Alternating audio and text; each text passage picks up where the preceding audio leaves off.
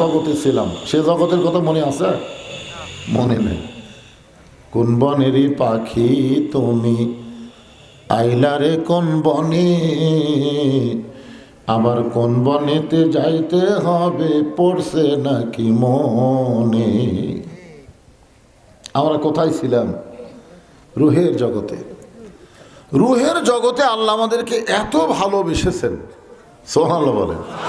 আর এই ভালোবাসার ফলশ্রুতিতে আল্লাহ আমাদেরকে মুসলমানের ঘরে কবুল করেছে।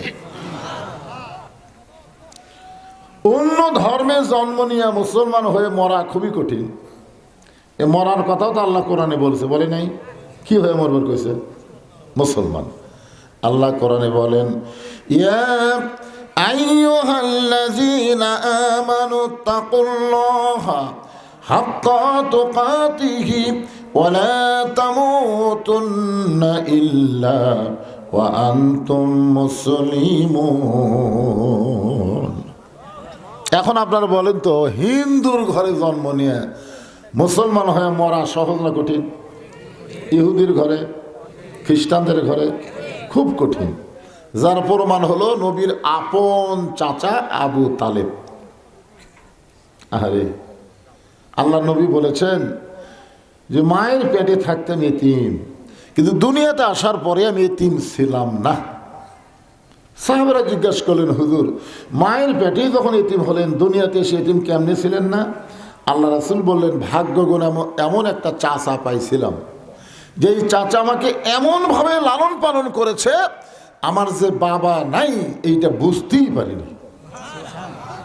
অথচ এই চাচা জাহান্নামী, মাথা থাকে? আরে হ্যাঁ, শিশুকালে মইরা গেছে মা, গর্ভে থাকতে মরছে পিতা, নবী চোখে দেখলেন না। কে করিবে লালন পালন, কে দিবে সান্ত্বনা, এই দুনিয়ার বড় এতিম নবী ছিলেন একজনা। মৃত্যুর বিছানায় যখন আবু তালেব, এমন সময় আল্লাহ নবী গিয়ে চাচার হাত ধরলেন। হাতটা ধরে বুকের মধ্যে নিয়ে বললেন, চাচা আপনি নিজে না খাই আমার খাওয়াইছেন, আপনি এত কষ্ট করে আমার লালন পালন করেছেন, খালি একটা বার আপনি বলেন লা ইলাহা ইল্লাল্লাহ, আমি আপনার হাতটা ধরে জান্নাতে পৌঁছায়া দিব। এত বড় কথা নবী বললেন। তারপরেও চাচা বললেন, বাজান মরি যখন যাচ্ছি বাপ দাদার ধর্ম ছাড়বো না। দেখছেন, এখান থেকে কি বুঝলেন? যে অন্য ধর্মে জন্ম নিয়ে মুসলমান হয়ে মরা খুবই কঠিন, কিন্তু আল্লাহ তাআলা এই কঠিনটা আমাদের জন্য রাখে নাই। আমরা মুসলমানের ভিতরে জন্ম নিয়েছি মুসলমান হয়ে মরার জন্যই। জোরে কোন কথা ঠিক কি না? সাহাবীরা প্রশ্ন করলেন, ইয়া রাসূলুল্লাহ, মুসলমান হয়ে কোন মানুষ যখন মৃত্যুবরণ করবে, ওই মানুষটার রেজাল্ট কি হবে? আল্লাহ নবী কোরআন থেকে বললেন, তাতানাজ্জালু আলাইহিমুল মালাইকা আল্লা তাখাফু ওয়া লা তাহজানু ওয়া আবশিরু বিল জান্নাতিল্লাতী কুনতুম তুআদুন। মুসলমান হয়ে যখন মৃত্যুবরণ করবেন, তার জন্য কোনো কবর নাই, কোনো হাসর নাই, কোনো মিজান নাই, বিনা বিচারে আল্লাহ তাআলা সরাসরি তাকে জান্নাতে ঢুকাইয়ে দিবে। আর আমরা খালি কবরের কি হবে, হাসরের কি হবে, এই চিন্তা নিয়ে আমরা ব্যস্ত। এলা হচ্ছে যারা বেঈমান হয়ে মরবে। মুসলমান হয়ে মরলে কোনো টেনশন নাই, আল্লাহর কথা বিশ্বাস করবেন না, লা তাখাফু কোনো ভয় নাই, ওয়ালা তাহজান কোনো চিন্তা নাই, ও আবশিরু বিল জান্নাহ দুনিয়া থেকেই তুমি জান্নাত পেয়ে গেলে। আল্লাহ আমাদেরকে সুযোগ করে দিয়েছেন, আমাদের কোনো টেনশন নাই। মুসলমানের ঘরে জন্ম নিয়েছে, মুসলমান হয়েই মরবো ইনশাআল্লাহ। এই জন্য প্রশংসা কম হবে না বেশি হবে? সব সময় আল্লাহর প্রশংসা, যখনই সময় পাবেন তখন আলহামদুলিল্লাহ। আল্লাহর প্রশংসা করার কারণ হলো আছেন আমার মুক্তার, আছেন আমার বারিস্টার, শেষ বিচার, কোন বিচার? শেষ বিচার। শেষ বিচারের হাইকোর্টেতে তিনি আমায় করবেন পার, আমি পাপী রাসূল জাবিন্দার। কত বড় আমাকে ভাগ্য! মাঝে মধ্যে কপালে, কি কপাল রে, কি কপাল আমাদের! দেখছেন, ভাগ্যগুণে এমন একটা নবীর উম্মত হবার পারছি, যেই নবী নিজের জন্য একটা মুহূর্ত চিন্তা করেন, একটা মুহূর্ত না, সব সময় শুধু চিন্তা করছে আল্লাহ আমার উম্মতের কি হবে, আমার উম্মতের কি হবে। আল্লাহ যখন হাকিম হয়ে আমাদের বিচার শুরু করবেন, ওই সময় আমাদের নবী উকিল হয়ে, বারিস্টার হয়ে, এখানে একজন উকিল বসে আছে না নাই? আমাদের নবী আমাদের উকিল হবেন, বারিস্টার হবেন, আল্লাহর কাছে জেরা করে আমাদেরকে সুপারিশ করে জান্নাতে পৌঁছায়া দিবে। আলহামদুলিল্লাহ, কি ভাগ্য আমাদের! আল্লাহ পাইছি মাশাআল্লাহ, নবীও পাইছি সুবহানাল্লাহ। আর যে কোরআন শরীফের তাফসীর শুনবেন, এমন একটা কোরআন, যে কোরআনের মধ্যে কোনো সন্দেহই নাই, ভুল নাই, ধোঁকা নাই। কোরআনের প্রথমে আল্লাহ বলেছেন জালিকাল কিতাব লা রাইবা ফীহি হুদাল লিল মুত্তাকিন। এমন একটা কিতাব যার ভিতরে কোনো সন্দেহ নাই, সংশয় নাই, কিন্তু পাইকারি হারে সবাইকে হেদায়েত দেবে না। এই জায়গায় আল্লাহ একটু ক্যাপাসিটি করে বললেন হুদাল লিল মুত্তাকিন। মোত্তাকি যারা, মোত্তাকি কে? আবু জেহেলও কোরআন শুনছে, আবু বকরও কোরআন শুনছে।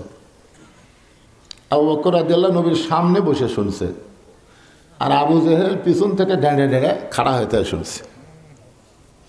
সকালবেলা আবু জেহেল বলতেছে, এত সুন্দর কোরআনের বাণী, রাতটা কোন দিক দিয়ে গেল বুঝবারই পারিনি। সুবহানাল্লাহ বলবেন না? দেখেন, এই কোরআনের পক্ষে কিন্তু আবু জেহেল কথা বলতেছে যে এত সুন্দর কোরআনের বাণী, রাতটা কোন দিক দিয়ে গেল বুঝবারই পারিনি। তা আবু সুফিয়ান বলে, নেতা, যেই কোরআন শুনতে রাত কোন দিক দিয়ে যায় বোঝা যায় না, সেই কোরআন ধরলে অসুবিধা কি? ধরলে শুনে যদি এত মজা হয়, তাহলে ধরলে তো আরো মজা, নাকি কম? আবু জেহেল বলতেছে, আবু সুফিয়ান, এটাই তো মারাত্মক রে। কোরআন যদি আমরা গ্রহণ করি, তাহলে তোর আমার নেতৃত্ব চলবে না, আসল নেতা হয়ে যাবে আব্দুল্লাহর এতিম পোলা। আজকে আমাদের বাংলাদেশে আবু জেহেলের দল যারা করে, তারা কোনোদিনও চাবে না বাংলার জমিনে কোরআনের বিজয় হোক। জোরে কোন কথা ঠিক কি না?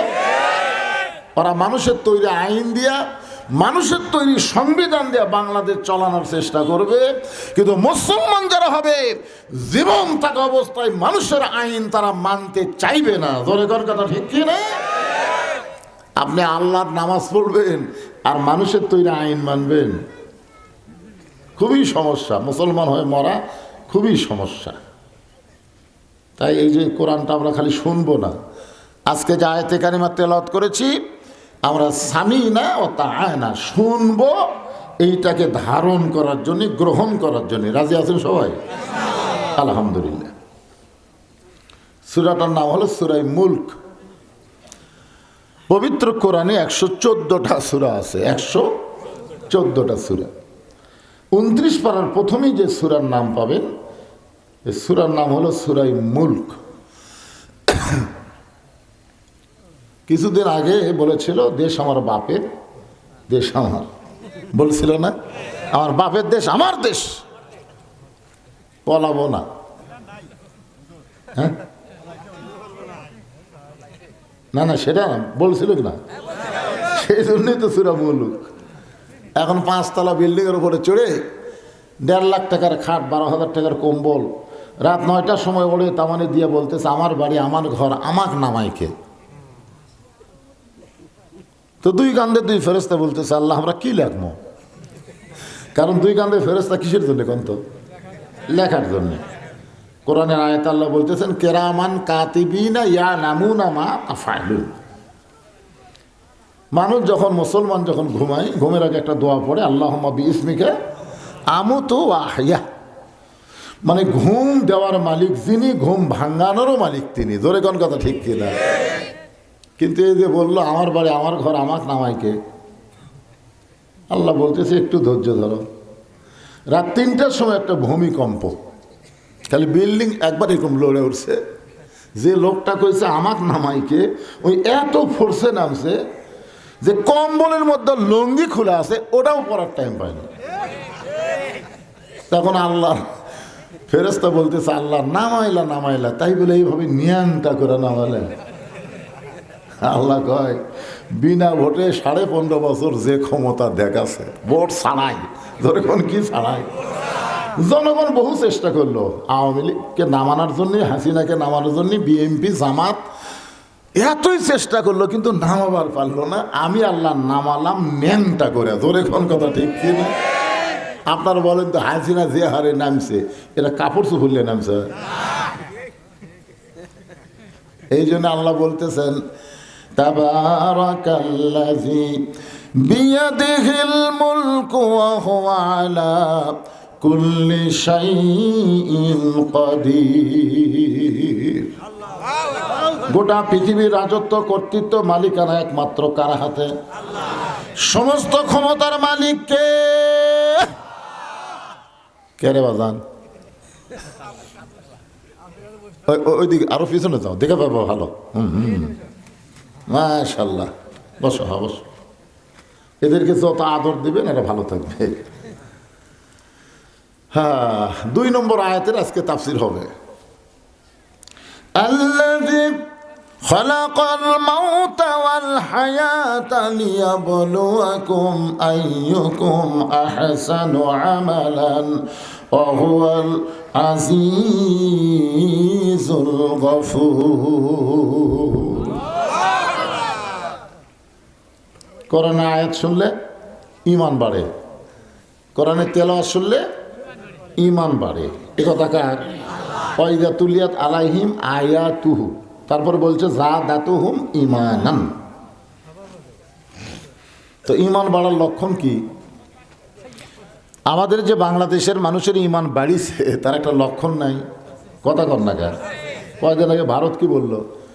চিনি বন্ধ করে দিলাম, পেঁয়াজ বন্ধ করে দিলাম, আলু বন্ধ করে দিলাম। আগের বাংলাদেশের লোক দে, একটা লোকও বলেনি তুই বন্ধ করে দিবি আর আমরা না খাই মরবো, কেউ বলেনি। সবাই বলছে ফালিয়াবুদু রব্বা হাযাল বাইত আল্লাযী আত'আমাহুম মিন জু'ইন ওয়া আমানাহুম মিন খাউফ। আমরা আল্লাহর ইবাদত করব। আল্লাহ বলেছেন আমার এই ঘরের ইবাদত করো। আমি আল্লাহ তোমাদেরকে 2টা জিনিস সাথে সাথে দিব। একটা হলো তোমাদের রেজেকের কোনো পেরেশানি থাকবে না, আর ভারতের কোনো ভয় তোমাদের কলিজা ঢুকবে না। জোরে করে সুবহানাল্লাহ। আজকে দেখলাম পেঁয়াজ 35 টাকা শেয়ার। ওরা খালি কান দিচ্ছে, ভারতেরা খালি কান দিচ্ছে, ও বাবারে সব আলু রাস্তা ফেলে দিয়ে আত্মহত্যা করছে। বন্ধ করে দেব কেন? তোরা ভারত বন্ধ করে দিলে কি হবে রে? মুসলমানের আল্লাহ আসমান থেকে রেজেকের ফয়সালা করবে। জোরে করে কথা ঠিক কি না? ওমা মিন দাব্বাতিন ফিল আরদি ইল্লা আলাল্লাহি রিজকুহা। হ্যাঁ, কেউ কিছু বন্ধ করে দিয়ে আমাকে বন্ধ করে পারবি না। আমরা মুসলমান, ঠিক কিনা বলেন? আমরা গুনাহগার হতে পারি, আমরা পাপিষ্ট হতে পারি, কিন্তু ঠেলার তোলে আমরা বিচার কাক দিই। যার কেউ নেই তার কি আছে? যখন পারতেছে না তখন কয় আমার আল্লাহ আছে রে। কয় কি কয় না? এটাই তুই ইমানদার। আগে ভারতের গেছে চিকিৎসা করার জন্যে, মাদ্রাজে গেছে, বেঙ্গালুর গেছে, এখন বর্ডার বন্ধ করে দিছে। কি মরবি? সূরা ফাতিহা 3 বার পড়ে 1 গ্লাস পানি খাবি, আল্লাহ ভারতের যাও বন্ধ করে ভালো করে দিবি। আপনারা কি মনে করছেন এ কোরআন কিছু নাই? আমরা কোরআন বাদ দিয়ে ভারতের দিকে তাকায় থাকি, দেখেই তো বিপদ। আল্লাহ বলেছেন অনুনাজ্জিলু মিনাল কুরআনি মা হুয়া শিফাউ ওয়া রাহমাতুল লিল মুমিনিন। এ মুমিনেরা, সব রোগের ঔষধ আল্লাহ কোরআনে দিয়েছে। ধরে কোন কথা ঠিক কি না? ঠিক। সব রোগ, কি রোগ নেবেন আপনি? সব অর্থনৈতিক, রাজনৈতিক, সমাজনৈতিক সব রোগের ওষুধ আল্লাহ কোরআনে দিয়েছে। এদের একটা স্লোগান আছে, সব সমস্যার সমাধান দিতে পারে আল কোরআন। এটা কোনো মাদ্রাসার মাহফিল না, মসজিদের মাহফিল না যে টাকা কামাই করা লাগবে, এটা হলো পারিবারিক মাহফিল। জোরে কোন কথা ঠিক কিনা?